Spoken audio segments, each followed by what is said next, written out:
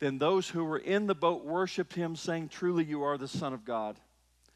When they had crossed over, they landed at Gennesaret. And when the men of that place recognized Jesus, they sent word to all the surrounding country. People brought all their sick to him and begged him to let the sick just touch the edge of his cloak. And all who touched it were healed. How many were healed? All. Everyone. Everyone. They're all healed. They're all healed. So there's a redirection. If you can back up, I think one verse. In verse 35, the men of that place, of that region, they recognized Jesus.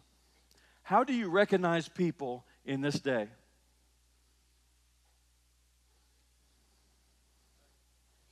Think about it. Exactly. See, it's not Instagram, not Facebook. It's not a colored picture post or anything else. They were recognized. They recognized Jesus. And you could see in that previous image what the span of land that we're basically talking about, and the thousands of people that are aware of Jesus, the thousands that have just been fed. In fact, in John chapter 6, there's three, Mark and John, that give us extra details. But John says that when Jesus and Peter get back in the boat, they're immediately on the other side. They're immediately in the new place. There is no struggling. There is no more rowing. They are just done. They're where Jesus wants them to be, in an exact location at an exact time. Mark tells us that when they crossed over, and he also says the people recognized Jesus. And he says, here's what the people did. Mark chapter 6. They ran throughout that whole region. So maybe even 4 or 5 miles. They ran throughout the region. And they carried sick on mats to wherever Jesus was. And wherever he went, into villages, towns, or countryside, they placed the sick in the marketplaces. They begged him to let them touch even the edge of his cloak, and all who touched him were healed. And so this is everyone's getting healed. And so if you're aware of Jesus and the story has spread and they know what has happened, he's fed many, fed thousands, people have been healed, and people are in need of healing. Now, if you needed healing or you knew someone who would, you hear this story, and then what would you want to do? Get to the feet of Jesus. That we could just touch the hem of his garment. That we could just touch his cloak. Because all are being healed. He's not asking any questions. He's not asking anything. He's just apparently walking, and people are coming, and they're able to reach out and touch and grab a hold of his garment. They recognize because there has been a testimony. There's been a testimony. In Luke chapter 21, I'm just picking at this for a moment, but regarding testimony, regarding storms, just let me give you a couple verses here. Luke 21. But before all these things, they will lay their hands on you and persecute you, delivering you up to the synagogues and prisons.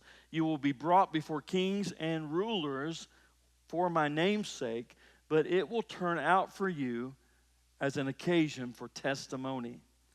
Therefore, settle it in your hearts, not to meditate beforehand what you will answer, for I will give you a mouth and wisdom which all adversaries will not be able to contradict or resist. Those who are against you, not able to speak against what you are sharing in terms of testimony. Your testimony is indisputable. It is what God has done in your life. It is what the holy and living God has done in your life. You see, it gives us a testimony of we were far from God perhaps, and yet we heard the message, the good news of the gospel. And we heard, and the Spirit moved in our life, and we surrendered our life, and we gave our life to Jesus Christ. Okay?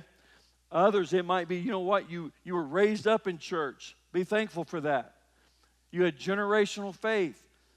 And there were good things and good teachings. And somewhere, perhaps even very young, you gave your life to Jesus Christ. That's a testimony. That's a testimony. There's testimony, though. Perhaps God has healed you. God has touched your body, just as we're reading about. And you believed that, and you were healed, and that is a testimony. It could also be a testimony that you were delivered from something.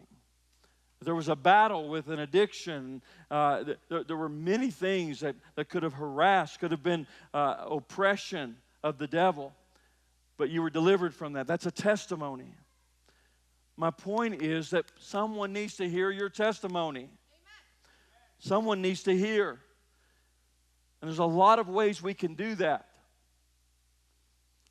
When I was first starting off, going to a church in Kentucky, and that church on Wednesday nights and on Sunday nights, mostly, there were people, and someone would be inspired, and they would say, I just want to brag on the Lord a little bit. And they did.